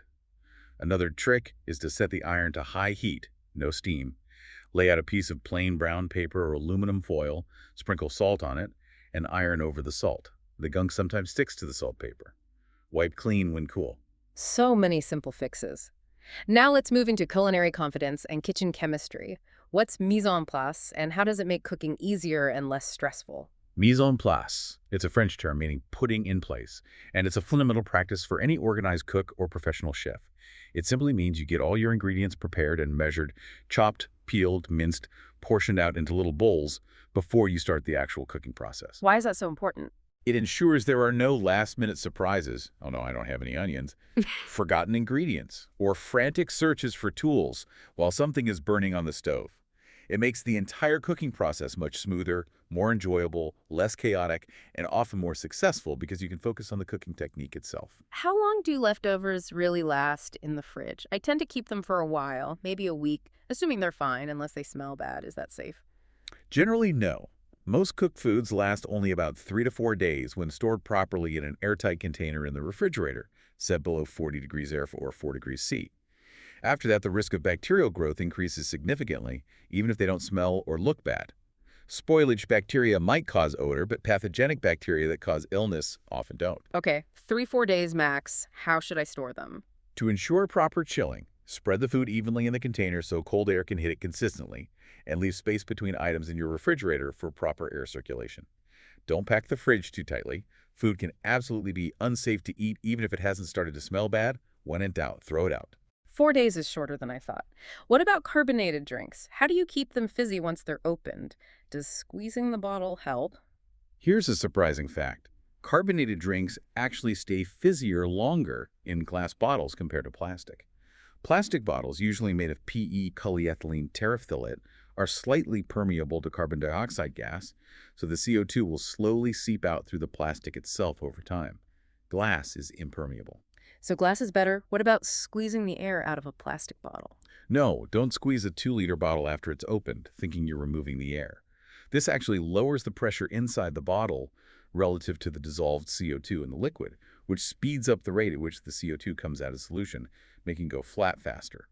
And those products that promise to pump fizz back into your soda only add air, nitrogen and oxygen, not CO2, which doesn't help maintain true carbonation pressure. Fascinating science. And temperature for storing soda. Does keeping it colder help? Store your soda in a cool place, definitely. Colder liquid holds more dissolved gas. However, don't let it freeze. Freezing actually reduces carbonation because as the water freezes and expands into ice, it pushes the CO2 out of solution and can stretch the plastic bottle, allowing more CO2 to escape when it eventually melts. A cool fridge is best. Now, cake baking basics. Pan size matters, apparently. I've definitely had cakes overflow or come out weirdly shaped. It absolutely matters. If your pan is too small for the amount of batter the recipe makes, the cake will expand over the top during baking and cause a messy overflow, or bulge up awkwardly like a volcano in the center.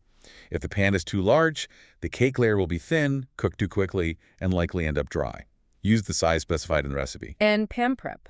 Greasing and flouring or using parchment? Always grease and flour your cake pan thoroughly, getting into all the corners.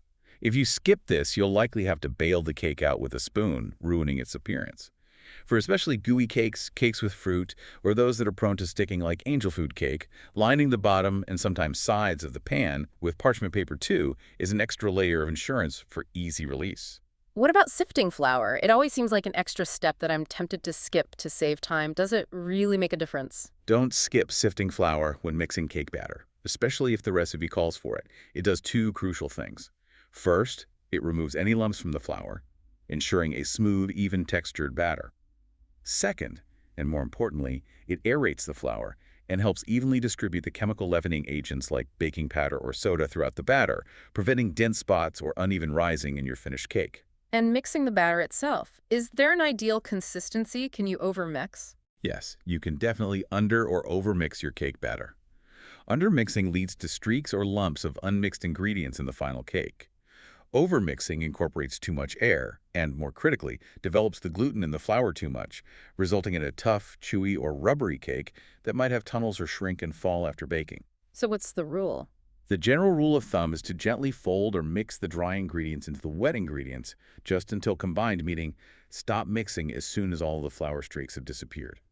A few small lumps might even be okay. Less is often more with cake batter. Any tricks for preventing those annoying craters or sunken centers in cakes? Mine always seem to fall.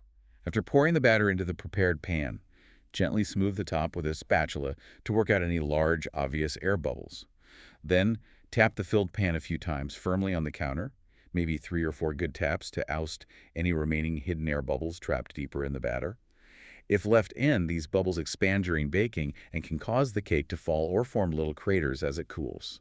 And opening the oven. And when baking, fight the urge to keep opening the oven door repeatedly to check on it. Sudden drafts and heat fluctuations cause cakes to collapse, especially delicate ones like cheesecakes, sponge cakes, and flourless cakes. Trust the baking time and look through the oven window. So patience is key while it's baking. And cooling. I'm always eager to get to the frosting part. Can I rush it? Exercise patience when the cake comes out of the oven too. Let it cool in the pan on a wire rack for the time specified in the recipe, typically 10-15 minutes, until the top feels firm and the edges start to pull away slightly. Then carefully invert it onto a wire cooling rack to cool completely. Don't try to frost it until it's absolutely completely cool to the touch, or your frosting will melt and become a drippy, sliding mess. And don't try to rush the cooling process by putting a warm cake in the fridge. That rapid temperature change will also make it dense and can cause condensation. Patience pays off for cake. That explains so many past cake failures. Okay, watermelon wisdom. What's the secret for picking a good, ripe, sweet watermelon at the grocery store? They all look the same. Look for a large size generally. Larger watermelons often spend more time ripening on the vine. But the most crucial indicator is the field spot, the disc-colored flattened side where the watermelon rested on the ground as it grew. The field spot color. Yes. If that spot is white or light green, the watermelon was likely picked too early and isn't fully ripe. Look for a field spot that is a creamy yellow or even an orange-yellow color. That indicates it ripened sufficiently in the sun and will likely be sweet and flavorful. Also, a ripe watermelon should feel heavy for its size and sound hollow when tapped. And avocados eat brown so quickly once you cut them. Is there any way to make them last longer once they're open, besides just eating them immediately? Avocado flesh exposed to air browns rapidly, within about 6 hours usually, due to an enzyme reaction called oxidation. Lemon or lime juice, being acidic, helps slow this browning process, which is why it's always present in guacamole. Any other tricks? Here's a pro hack many chefs use for prep. If you need to prepare avocados in advance, you can immerse the cut halves or pieces completely in ice-cold water for up to 4 hours. This keeps the cut surfaces away from oxygen and effectively prevents browning without significantly affecting the texture or flavor for that short period. Just pat dry before using. That's a pro tip I'm definitely using. What about proper knife technique when chopping? I'm always worried about cutting my fingertips, especially when holding small things. The absolute golden rule for knife safety when chopping is to curl your fingers back on the hand holding the food. Form your fingers into a sort of claw shape, tucking your fingertips under. Your knuckles then become a flat, safe guide for the side of the knife blade, keeping your fingertips well away from the edge. The claw grip. Exactly. You can even gently rub the flat side of the knife blade against your knuckles as you slice for fantastic control. It's a pro move that instantly boosts confidence and safety. For even greater control of the knife itself, use the pinch grip. Hold the handle normally, but pinch the very top of the blade, the heel, near the handle, between your thumb on one side and your curled index finger on the other. This gives you precise control. That's a visual I need to practice. How do you store onions to prevent them from sprouting or rotting too quickly? Mine always seem to go bad before I can use them all. Store whole, dry onions in a cool, dark, dry, well-ventilated place. Not the refrigerator, too humid makes them soft, and not near potatoes. They release moisture and gases that speed up spoilage for each other. A great way is to hang onions in mesh bags or even old pantyhose, tying a knot between each onion. This allows good air circulation all around them and prevents moisture buildup, keeping them from rotting or sprouting as quickly. When you need one, just snip the lowest hanging one free from the bunch. What's the secret to perfect burgers? Juicy on the inside, nicely browned and crusty on the outside. Mine are often dry or fall apart. For perfect burgers, start with the right meat. Ground chuck that has about 15–20% fat content is ideal. The fat provides crucial flavor and juiciness. Don't overwork the meat when forming patties don't knead or pack it too tightly, as that makes the final burgers dense and tough. How should you form them? Form the patties gently, maybe pressing a slight dimple in the center, which helps prevent them puffing up too much. Handle them as little as possible. Forming them on a cold surface, like a plate you chilled briefly, can help them hold their shape better. When grilling or pan frying, don't move the patties around too much while cooking. Let them sit undisturbed for several minutes per side to develop a nice, even brown crust. Flip only once if possible. Cook to your desired doneness using a thermometer for accuracy. And for cheeseburgers, how do you get that perfectly melted cheese without overcooking the burger or making it steam? For perfect cheeseburgers, add the cheese slice during the last minute or two of cooking the second side of the burger. Then, to help it melt quickly and evenly, you can place a metal cover, like a pot lid or an upside-down metal bowl, over the burger, on the grill, or in the pan.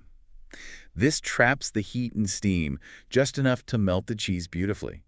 Just be sure not to seal the pan completely if pan frying, or you'll end up steaming the burger itself, which makes it lose its crust and can make it taste boiled. Speaking of leftovers, is microwaving always the best way to reheat food? I often find things like rice or chicken come out dry or rubbery. A traditional oven or toaster oven is often better for reheating many leftovers, especially things you want to stay crispy like pizza or fried chicken. But if you are using the microwaves and find your leftovers like rice, pasta, or cooked turkey consistently come out dry, you can easily add moisture. Place a small mug of water or cover the food loosely with a damp paper towel in the microwave alongside your food. This creates steam during heating and helps rehydrate the food. For poultry, for even better flavor and juiciness retention, you might consider wrapping it loosely in aluminum foil. If your microwave allows foil, check first, or reheating it gently in a conventional oven instead. What about stale chips or crackers? Is there a way to revive them, make them crispy again? Yes.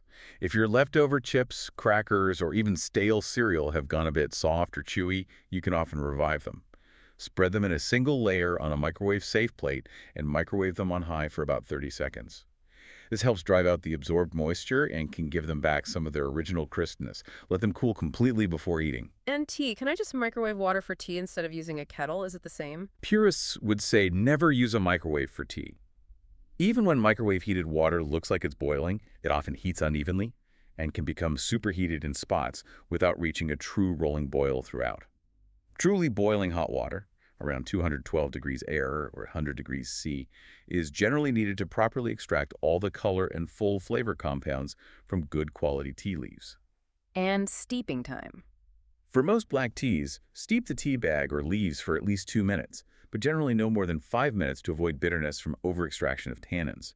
For green tea, times are usually shorter.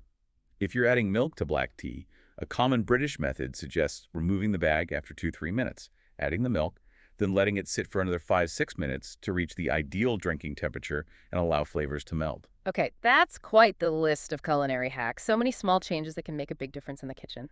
Finally, let's go through some miscellaneous practical hacks for everyday life, starting with crossword strategy. I always get stuck halfway through and give up. Any tips? Crosswords can be frustrating.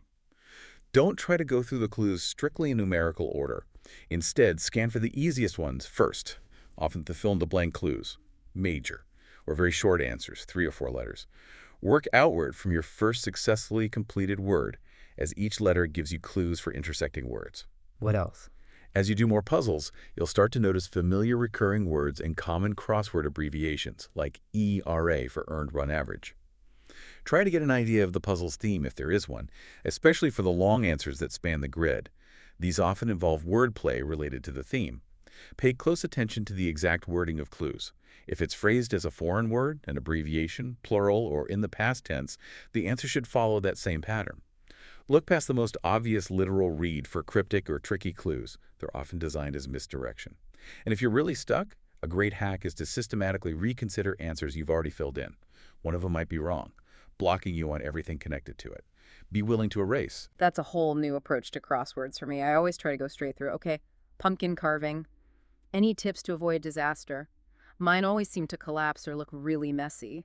The big mistake novices often make is cutting off the top lid first. Instead, keep the top attached while you carve the design. You'll have more control with a solid, stable pumpkin, and the stem gives you something sturdy to hold on to. Cut a hole in the bottom or back instead for inserting the light later. What tools are best? Use a small, sharp serrated knife, like those in pumpkin carving kits, for sawing motions, and maybe a vegetable peeler or linoleum cutter to carefully strip off just the outer orange flesh from areas you want to glow softly, creating a nice two-tone effect. This leaves a soft, easy-to-carve canvas that glows beautifully when lit from within. Start with a stencil or your own drawing.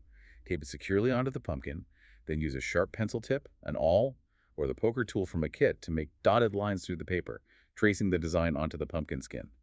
Remove the paper, then carefully cut along the dots. What if I make a mistake? If you accidentally cut off a piece you didn't mean to, don't worry. Use toothpicks broken in half or even small staples to carefully tack the piece back on from the inside. Once carved, wash and dry your pumpkin thoroughly inside and out, and apply a thin coat of petroleum jelly to all the cut surfaces. This helps seal in moisture and makes it last longer before shriveling. And always carve outside or lay down plenty of newspapers and keep your hands clean to avoid spreading pumpkin goo everywhere. Those are fantastic tips for pumpkin season. I'm going to have a much better jack-o'-lantern this year. Now, boomerangs. I've never gotten one to actually come back. It just sails off into the distance like a badly thrown stick.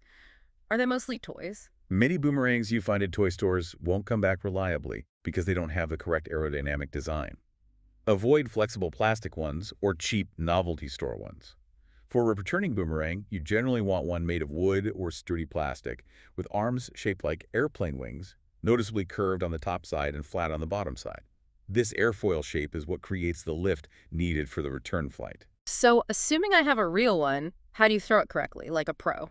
Not like a frisbee, right? Definitely not like a frisbee. Hold the boomerang vertically by one tip, the elbow or bend pointing towards you, with your thumb on the rounded top side. The top wing should point forward. Aim at a spot slightly above the horizon, maybe 10-20 degrees up. Throw with a smooth, hard overhand motion, generating a lot of spin with the snap of your wrist like throwing a baseball. Release it so it flies out almost vertically, maybe tilted about 60-70 degrees from the horizon. The spin is crucial. And catching it. As it completes its circular path and starts to flatten out, hovering horizontally, get ready to trap it by clapping your hands together from above and below, sandwiching it carefully. Always stay alert and slightly to the side of its expected flight path, as wind can affect its return. It takes practice, but it's incredibly satisfying when it works. I'm going to try that. Maybe I'll finally master the boomerang. Now, travel packing pro tips. What's the golden rule for packing light and avoiding fees or strain? The golden rule is simple. If you have to sit on your suitcase to zip it closed, you're probably taking too much stuff. Airlines are increasingly strict with fees for checked or overweight bags, and lugging heavy bags through airports is a leading cause of traveler back injuries. Tack light, pack smart, lay everything out first, then put half back. And clothing choices. How do you maximize versatility? Bring enough clean underwear and socks for every day, absolutely. But for outerwear, choose only a few versatile items like pants, skirts, shirts, a jacket, and neutral colors that can be mixed and matched and dressed up or down with different accessories. Synthetic fabrics like microfiber, nylon, or blends are often great travel choices because they resist wrinkling, are generally lighter weight, and dry quickly if you need to hand wash them in your hotel sink. And the rolling versus folding debate, which is actually better for maximizing space and minimizing wrinkles in a suitcase? Rolled don't fold your packed clothes, most of them anyway. Rolled clothing tends to compress better, doesn't shift around as much in the suitcase, which significantly prevents deep-set wrinkles, and generally allows you to fit more items into a smaller bag. Roll everything from socks and t-shirts to pants and even suits, using specific rolling techniques for jackets. It's a space-saving and wrinkle-fighting superpower for packing. What about TSA liquid rules for carry-ons? It always feels confusing and holds up the security line. The 3-1-1 rule. Remember the 3-1 rule for liquids, aerosols, gels, creams, and pastes in carry-on bags. Containers must be 3.4 ounces, 100 milliliters, or smaller. All containers must fit comfortably into one quart size clear plastic zip-top bag, and only one zip-top bag is allowed per passenger. Keep this bag easily accessible, perhaps on the very top of your carry-on luggage, so you can quickly remove it for screening. It speeds things up for everyone. Any seat selection hacks for getting a better seat on flights or avoiding the dreaded middle seat? Choose your seat assignment when you book your flight whenever possible. Never wait until you arrive at the airport if you can help it, as choices will be limited. For the best chance of getting an empty middle seat next to you, though it's never guaranteed, try choosing an aisle or window seat in a 3 across row towards the back of the plane, where only one seat is already reserved by someone else. People tend to avoid booking the middle seat until they have to. What if my seat gets switched? If your pre-assigned seat gets switched unexpectedly by the airline, politely check with the gate agent at the airline desk about an hour or more before departure. Sometimes better seats open up due to cancellations, no-shows, or elite members getting upgraded, and they might be able to move you. And off-color jokes in airports or on social media about travel, is that really risky? This is a serious one. Keep off-color jokes involving bombs, guns, planes, or threats completely off social media before and during travel, and definitely out of your mouth while in airports or on planes. Airport security agencies worldwide take any perceived threats extremely seriously and have been known to detain, question, fine, or even jail people for making ill-advised jests, regardless of their actual intent. It's simply not worth the massive trouble it can cause. Is there such a thing as an accident-proof or safest seat on a plane? I always try to pick the spot I think is safest. Not really, no. Aviation safety experts generally agree that there's no single safest seat. Every aircraft accident is unique, meaning different parts of the plane could be impacted depending on the circumstances. Survival depends more on the severity of the impact and whether there's a post-crash fire. Focus more on knowing where your nearest exits are and listening to the safety briefing rather than trying to guess the safest seat. And honestly, try to stay calm throughout your journey. Your statistical risk of dying from a stress-induced heart attack in the airport terminal is actually much greater than your chance of dying in a plane crash. Perspective helps. And turbulence. I hate it, and it always makes me nervous that the plane is in danger. Turbulence is definitely uncomfortable and might cause some passengers air sickness, but it's extremely unlikely to cause structural damage or take down a modern commercial airplane. It's a normal part of flying through different air currents. Any way to minimize it? If it makes you particularly nervous, try scheduling your flight for the morning hours, when atmospheric heating is less, meaning thunderstorms and thermal turbulence are generally less likely than in the afternoon. Also, try to sit towards the front of the plane, over the wings. You'll generally feel the bumps and shifts a bit less there compared to the very back, but mostly, just breathe and remember it's normal. That's reassuring. Now, let's talk about driving smarter, starting with bike security. How common is bike theft, and how can you prevent it? Lock up your bike. Every time. This sounds obvious, but a huge number of bikes are stolen simply because people fail to lock them properly, often right from their own yards, porches, or unlocked garages. Bike thieves specifically target places like college campuses and apartment complexes where bikes are common and sometimes left unsecured. What's the best way to lock it? Always lock your bike to something solid and immovable. Check that the pole or rack can't be easily lifted out of the ground or dismantled. Use a good quality U-lock to secure the frame and the back wheel to the immovable object. Then, use a secondary cable lock loop through the front wheel and possibly the seat rails, securing it back to the U-lock. Make the locks visible. And remove easily detachable accessories like lights, water bottles, and backpacks when leaving your bike unattended to deter opportunistic theft. Manual transmission cars' stick shifts. Are they really better than automatics in any way these days, besides maybe being more fun for some people? A standard transmission car generally still gets slightly better gas mileage than a traditional automatic, though modern automatics have improved a lot. If driven correctly, using engine braking by downshifting can extend the life of your brake pads. They can also sometimes cut a car's purchase price by $800 to $1,200 initially. And interestingly, they're statistically less likely to be stolen because many younger would-be thieves simply don't know how to drive a stick shift anymore. What about general car maintenance for fuel efficiency? What are the key things to keep up with? Keep your car tuned up according to the manufacturer's schedule. Regularly change your oil and oil filter, replace the air filter when it gets dirty, and change spark plugs as recommended in your car's service manual. These things help the engine run efficiently and improve gas mileage. Also, crucially, keep your tires properly inflated to the pressure listed on the sticker inside your driver's side door jamb. Underinflated tires create significantly more rolling resistance and waste a surprising amount of fuel. And never ignore the check engine light. It could indicate a problem like a failing oxygen sensor, which can reduce your fuel efficiency by as much as 40%. What about fuel-efficient driving techniques? How you actually drive, beyond just the car itself? Any big tips? Yes, driving habits make a huge difference. First, remove unnecessary weight. Don't haul around heavy loads in your trunk if you don't need to, as heavier cars use more energy. Don't drive too aggressively. Avoid jackrabbit starts, rapid acceleration, and hard, sudden braking. Smooth driving saves a lot of fuel. You'll generally get the best gas mileage by maintaining a consistent speed and gas pedal position, which is why steady highway driving is typically more fuel efficient than the constant stop and go of city driving. Anticipate stops. When you see a red light ahead, ease off the gas early and coast, rather than speeding up just to brake hard. When starting from a stop, accelerate slowly and smoothly. Does running your car's heater reduce gas mileage much in the winter? Not much at all, really. The heat generated by your car's heater comes from capturing waste heat from the engine's coolant as a byproduct of combustion. So the only extra energy you're using is a small amount of electricity needed to run the blower motor for the fan to push the warm air into the cabin. Your air conditioner, on the other hand, does use more power as it engages the compressor. And idling, letting the car run while parked. How much fuel does that waste? Don't idle your car unnecessarily if you can help it. Idling consumes a surprising amount of fuel, up to half a gallon, or even a full gallon of gas per hour for larger engines just sitting there going nowhere.